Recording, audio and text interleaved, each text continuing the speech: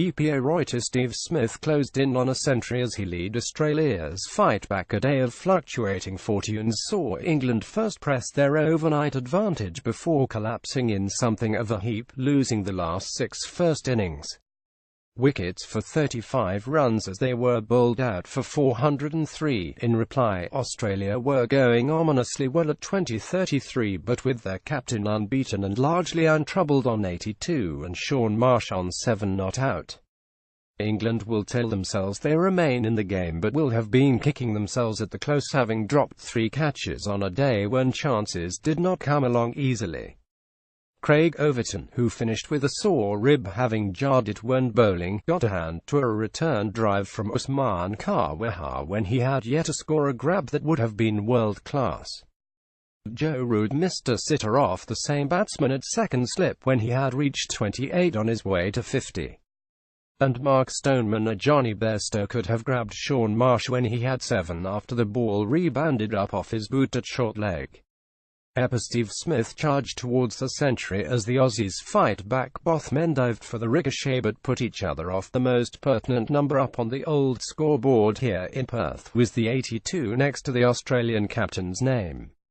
Getting him out early tomorrow looks key to England retaining hope of a first innings advantage, something which will be crucial on a pitch that has cracks which will open up further towards the end of the test and make batting last very difficult indeed. Smith made batting look like shelling peas with no bowler really troubling him aside from Overton, who got one to rise into his glove just before tea, yet England were able to make 3 breakthroughs, Overton nabbing the opening partnership of David Warner 22 and Cameron Bancroft 25 in his first spell before tea. Chris Woakes made the other breakthrough, dismissing Khawaja 50, hitting him on the pad in front of middle stump and seeing the on-field decision of Maria Erasmus upheld after a challenge. Chris Woakes appeals for the wicket of Australia's Usman Khawaja. Having built such a platform off the back of sweat and toil from Mallon and Bairstow, England would have been disappointed their innings fizzled out so tamely.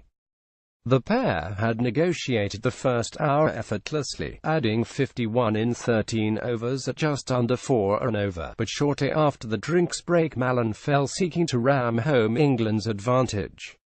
Nathan Lyon has posed little threat on a pitch offering none of the turn of the Gabba and Adelaide, and on day 1 Mallon had used his feet brilliantly against the off-spinner.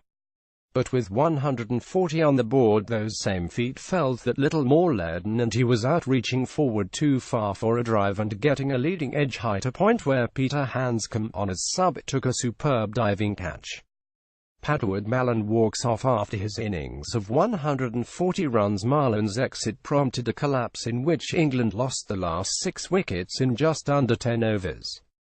Moeen Ali lasted just 2 balls before he was undone by a chest-high delivery from Pat Cummins, likewise Chris Woakes, this time from Josh Hazlewood.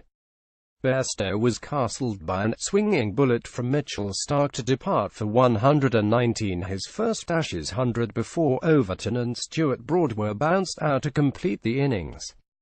It was undoubtedly a flat end, but it was still one which put England in a strong position, and one with history seemed on the side, given only one team, India, in 1977 at the WACA in 31 tests, have made over 400 batting first and gone on to lose the match.